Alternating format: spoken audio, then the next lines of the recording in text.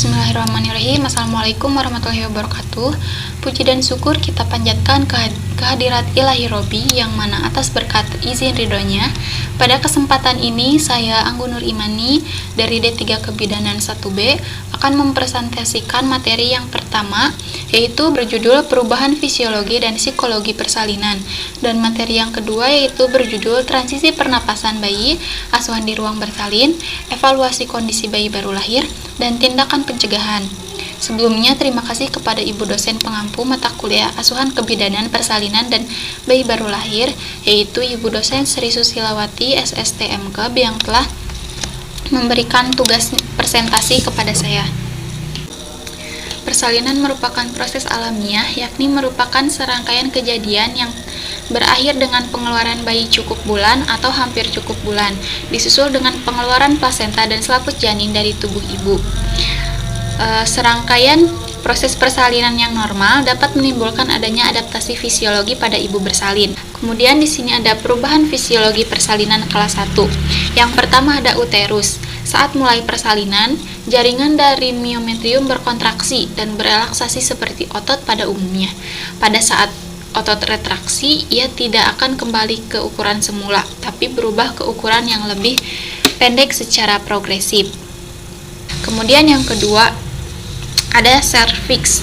Sebelum onset persalinan, serviks mempersiapkan kelahiran dengan berubah menjadi lembut. Saat persalinan mendekat, serviks mulai menipis dan membuka. Di sini ada penipisan serviks atau berhubungan dengan kemajuan pemendekan dan penipisan serviks. Kemudian ada dilatasi. Dilatasi merupakan kelanjutan dari effacement. Setelah serviks dalam kondisi menipis penuh, maka tahap berikutnya adalah pembukaan. Nah, proses ini terbagi menjadi dua fase, yaitu fase laten dan fase aktif. Fase laten berlangsung selama kurang lebih 8 jam. Pembukaan terjadi saat sangat lambat sampai mencapai diameter 3 cm. Kemudian fase aktif dibagi menjadi 3 fase lagi, yaitu fase akselerasi, fase dilatasi maksimal, dan fase deselerasi. Fase akselerasi dalam waktu 2 jam. Dalam waktu 2 jam pembukaan 3 cm menjadi 4 cm. Kemudian fase dilatasi maksimal dalam waktu 2 jam pembukaan berlangsung sangat cepat dari 4 cm sampai 9 cm. Fase deselerasi merupakan pembukaan melambat kembali dalam 2 jam pembukaan dari 9 menjadi lengkap atau 10 cm. Yang ketiga ada ketuban. Ketuban akan pecah dengan sendirinya ketika pembukaan hampir atau sudah lengkap. Tidak jarang ketuban harus dipecahkan ketika pembukaan sudah lengkap. Bila ketuban telah pecah sebelum pembukaan 5 cm, disebut dengan ketuban pecah dini. Kemudian yang keempat ada tekanan darah.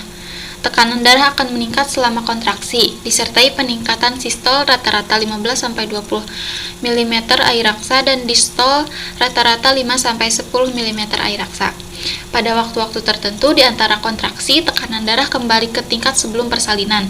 Untuk memastikan tekanan darah yang sebenarnya, pastikan untuk melakukan cek tekanan darah selama interval kontraksi. Kemudian ada metabolisme. Selama persalinan, metabolisme karbohidrat baik aerob maupun anaerob meningkat dengan kecepatan tetap. Peningkatan ini terutama diakibatkan oleh kecemasan dan aktivitas otot rangka. Selanjutnya ada suhu tubuh. Suhu tubuh meningkat selama persalinan tertinggi selama dan segera setelah melahirkan.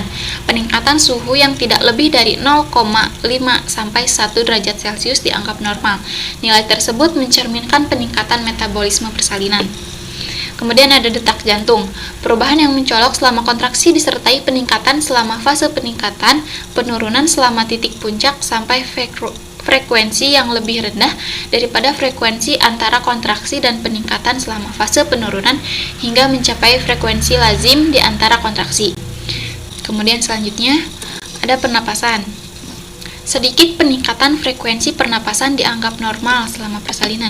Hal tersebut mencerminkan peningkatan metabolisme, meskipun sulit untuk memperoleh temuan yang akurat mengenai frekuensi pernapasan karena sangat dipengaruhi oleh rasa senang, nyeri, rasa takut, dan penggunaan teknik pernapasan.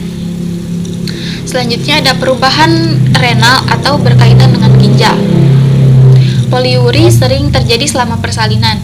Kondisi ini dapat diakibatkan karena peningkatan lebih lanjut curah jantung selama persalinan dan kemungkinan peningkatan laju filtrasi glomerulus dan aliran plasma ginjal.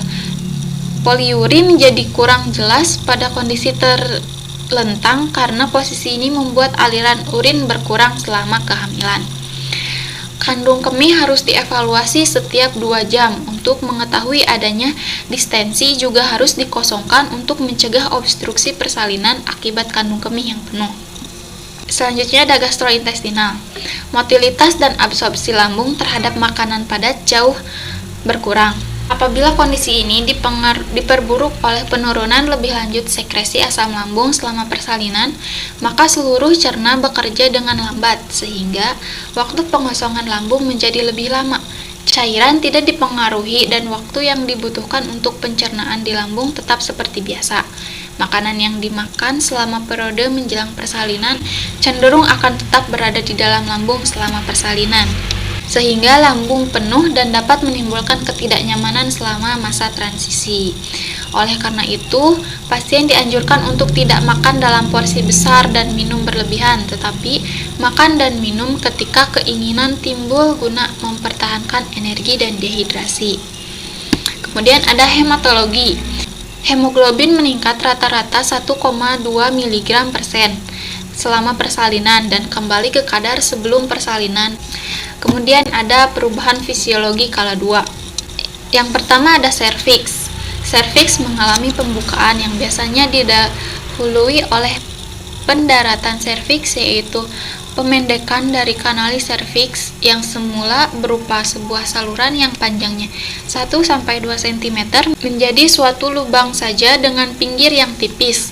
Lalu akan terjadi pembesaran ostium externum yang tadinya berupa suatu lubang dengan beberapa milimeter menjadi lubang yang dapat dilalui anak kira-kira 10 cm. Kemudian yang kedua ada uterus. Saat ada his, uterus teraba sangat keras. Yang ketiga ada vagina. Sejak kehamilan, vagina mengalami perubahan sedemikian rupa sehingga dapat dilalui oleh kepala bayi. Setelah ketuban pecah, segala perubahan terutama pada dasar panggul diregang menjadi saluran dengan dinding-dinding yang tipis oleh bagian depan anak. Waktu kepala sampai di vulva, lubang vulva menghadap ke arah atas. Kemudian ada pergeseran organ dasar panggul. Tekanan pada otot dasar panggul oleh kepala janin akan menyebabkan pasien ingin meneran. Kemudian selanjutnya ada ekspulsi janin. Dengan his serta kekuatan meneran maksimal, kepala janin dilahirkan dengan suboksiput di bawah simfisis. Kemudian dahi, muka, dagu melewati perineum. Setelah istirahat sebentar, his mulai lagi untuk mengeluarkan badan serta anggota tubuh bayi. Pada primigravida, kala 2 berlangsung kira-kira 1,5 jam, sedangkan pada multigravida setengah jam. Selanjutnya ada sistem kardiovaskuler. Kontraksi menurunkan aliran darah menuju uterus sehingga jumlah darah dalam sirkulasi ibu meningkat. Selanjutnya respirasi. Respon terhadap perubahan sistem kardiovaskuler menyebabkan konsumsi oksigen meningkat. Pengaturan suhu. Aktivitas otot yang meningkat menyebabkan sedikit kenaikan suhu. Peningkatan suhu tertinggi terjadi pada saat proses persalinan dan segera setelahnya peningkatan suhu normal adalah 0,5 sampai 1 derajat Celcius. Selanjutnya ada urinaria. Penekanan kepala janin menyebabkan tonus vesikal kandung kencing menurun. Kemudian ada muskuloskeletal. Terjadinya hormon relaksin menyebabkan penelunakan kartilago di antara tulang. Kemudian fleksibilitas pubis meningkat, nyeri punggung, dan tekanan kontraksi mendorong janin sehingga terjadi fleksi maksimal. Kemudian ada saluran cerna. Proses pencernaan dan pengosongan lambung memanjang. Penurunan motilitas lambung dan absorpsi yang hebat berlanjut sampai pada kala 2. Biasanya mual dan muntah pada saat transisi akan mereda selama kala 2 persalinan. Tetapi bisa terus ada pada beberapa pasien. Bila terjadi muntah, normalnya hanya sesekali. Kemudian ada sistem saraf. Kontraksi menyebabkan penekanan pada kepala janin sehingga denyut jantung janin menurun. Metabolisme. Peningkatan metabolisme terus berlanjut hingga kala 2 persalinan. Upaya meneran pasien menambah aktivitas otot-otot rangka sehingga meningkatkan metabolisme. Kemudian ada denyut nadi. Frekuensi denyut nadi bervariasi tiap kali pasien meneran. Secara keseluruhan, frekuensi nadi meningkat selama kala 2 disertai takikardi yang nyata ketika mencapai puncak menjelang kelahiran bayi. Kemudian ada fisiologi kala 3. Setelah bayi lahir, uterus teraba keras dengan fundus uteri agak di atas pusat beberapa menit kemudian. Uterus berkontraksi lagi dengan melepaskan plasenta dari dindingnya. Ada 3 perubahan utama yang terjadi pada saat proses persalinan kala 3, yaitu yang pertama, perubahan bentuk dan tinggi fundus uteri. Setelah bayi lahir dan sebelum miometrium mulai berkontraksi, uterus berbentuk bulat penuh dan tinggi fundus biasanya terletak di bawah pusat. Setelah uterus berkontraksi dan plasenta terdorong ke bawah, uterus berbentuk segitiga dan berbentuk menyerupai buah pir atau alpukat.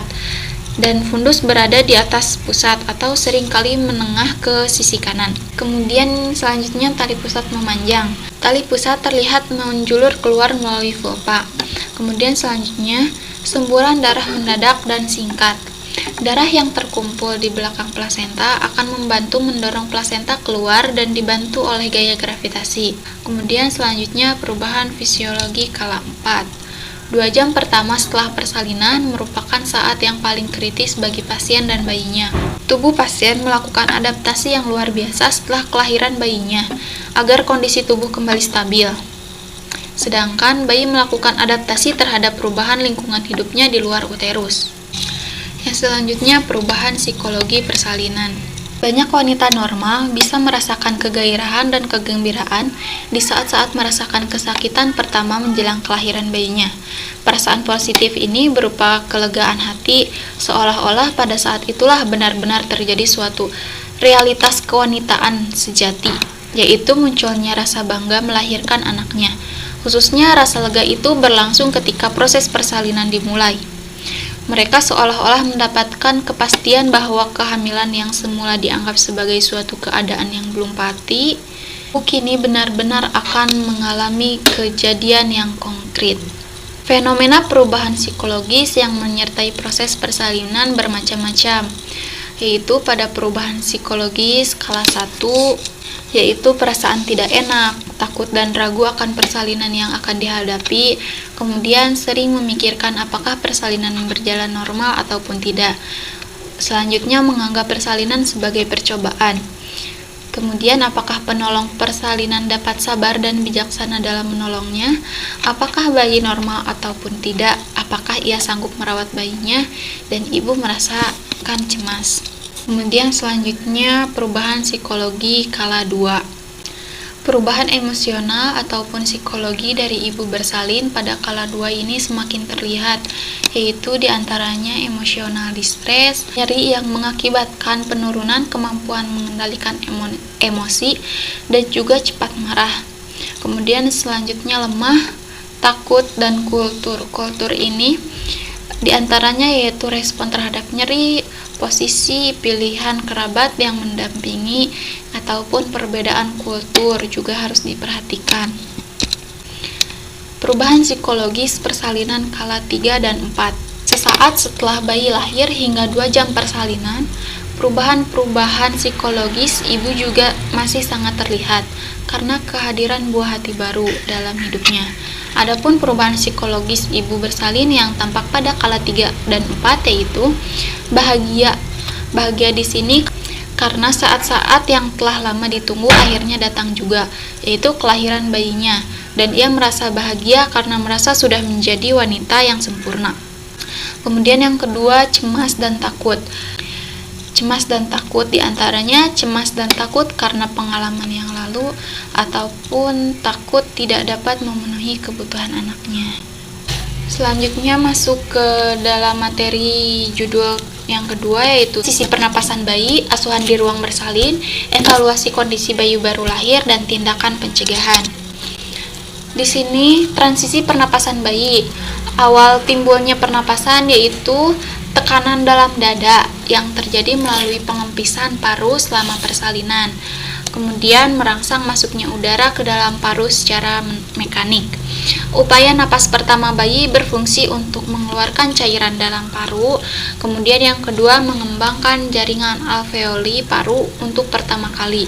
Untuk mendapatkan fungsi alveoli harus terdapat surfaktan yang cukup dan aliran darah melalui paru-paru. Kemudian ada asuhan di ruang bersalin. Tujuan utama perawatan bayi segera setelah lahir ialah membersihkan jalan napas, yang kedua memotong dan merawat tali pusat, yang ketiga mempertahankan suhu tubuh, identifikasi dan pencegahan infeksi. Pembersihan jalan napas, perawatan tali pusat, perawatan mata, dan identifikasi adalah rutin dilakukan kecuali bayi dalam keadaan kritis dan dokter ataupun bidan memberi instruksi khusus. Selanjutnya ada evaluasi kondisi bayi baru lahir. Skor Apgar adalah suatu sistem scoring yang dipakai untuk memeriksa keadaan bayi baru lahir dan menilai responnya terhadap resusitasi. Penilaian skor Apgar dilakukan dengan memeriksa warna kulit, denyut jantung, refleks terhadap stimulus taktil, tonus otot, dan pernapasan. Selanjutnya, tindakan pencegahan. Adapun prinsip umum pencegahan infeksi adalah memberikan perawatan rutin kepada bayi baru lahir. Pertimbangkan setiap orang, termasuk bayi dan staf, itu berpotensi menularkan infeksi dengan mencuci tangan atau gunakan pembersih tangan dan pakai pakaian pelindung serta sarung tangan untuk mencegah penularan infeksi. Kemudian tindakan umum pencegahan infeksi adalah mencuci tangan, pastikan peralatan steril dan DTT, pakaian dan peralatan yang digunakan bayi bersih, menjaga kebersihan diri dan orang yang pegang bayi cuci tangan. Sedangkan jenis pencegahan infeksi adalah pencegahan infeksi tali pusat, kulit, mata, dan imunisasi. Sekian presentasi yang dapat saya sampaikan. Terima kasih. Wassalamualaikum warahmatullahi wabarakatuh.